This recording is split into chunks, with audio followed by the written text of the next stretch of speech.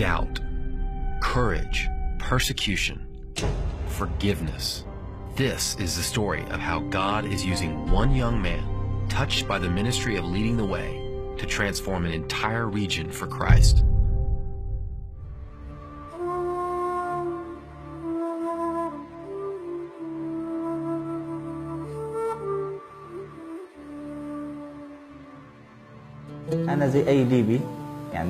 As every Libyan, when I was a little boy, I used to go to the Quranic school.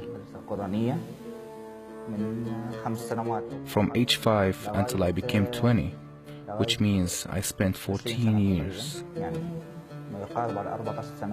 After this time, I was approved and passed the test of memorizing the entire Quran.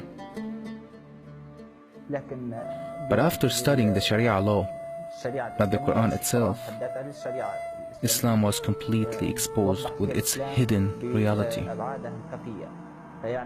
During the 3 years of my studies, little by little, I had serious concerns about Islam. After discussing these questions with friends and not getting answers that would convince me, they become hostile to me. They told me there's a verse in the Quran that urges Muslims not to seek answers to questions about some things, as it may hurt them if they know the answers.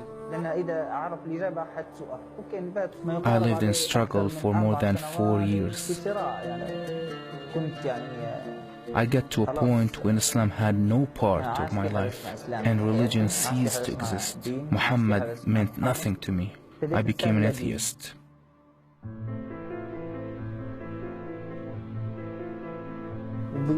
By mere accident, when I was in Libya, I was navigating TV channels to find something entertaining, until I got to the Kingdom Sad TV channel, which was showing a song. I started to hear words that we never use in Islam. I wanted to communicate with them, so I picked up their phone number, which is in Lebanon. I kept contacting them.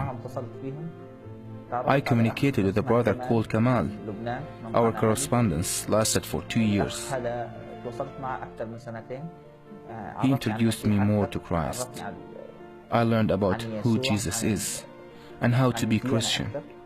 This was for 2 years. After that, I corresponded with them again until they introduced me to a Christian brother.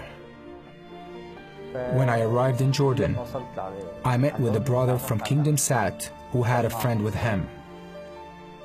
I spent 3 months studying with that brother. We studied many subjects, focusing on the Christian faith. We studied how to live with Christ, fellowship with Him, and be part of the church. I accepted Jesus' salvation in Jordan, and I got baptized. And now, the next step to follow will be to serve the Lord in my country, Libya. People in Libya need to know Jesus, the God and Lord. Certainly, there's a lot to be done there. Soon after Shahid left Jordan for Libya, Leading the Way lost contact with him. After 2 months of silence, we learned that Shahid's own father, angered by his Christian conversion, had reported him to the government. Shahid had been intercepted at the border.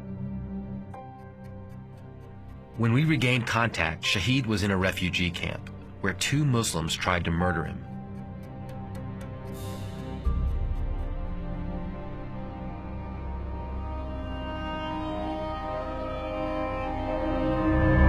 But the Lord saved him twice. Shahid shared why the Muslims wanted to kill him so badly. I couldn't keep my mouth shut. I had to share Jesus with others. Through the help of Leading the Way's Help the Persecuted ministry, Shahid was released from the refugee camp, and he called to thank us. I am free. Please thank everyone who helped me. Thanks for the lawyer and all that he did. Thanks for caring. Since then, Shahid has led many to Christ. He is baptizing Muslim converts. He is helping our team follow up with listeners in the Muslim world. he is connecting Leading the Way with other persecuted Christians to help them. And he has planted churches across North Africa and Europe after only 2 years of being a Christian. Recently, Shahid shared an update with us, a picture of him baptizing new believers on the same shores where ISIS beheaded 21 Coptic Christians. Shahid has been radically transformed by Christ, but he is not content to keep his faith to himself. Through his life and the lives of many others, the Church of Acts is being lived out today, even in some of the darkest places in the world. And his story is just beginning. Leading the Way is actively discipling many Shahids around the world, reaching into closed countries with the gospel message. His story shows how God can use one broadcast to impact not just one person, but many lives for Christ. We pray the Lord would help us in this endeavor to serve Him more and make His word known to people. May the Lord bless you all.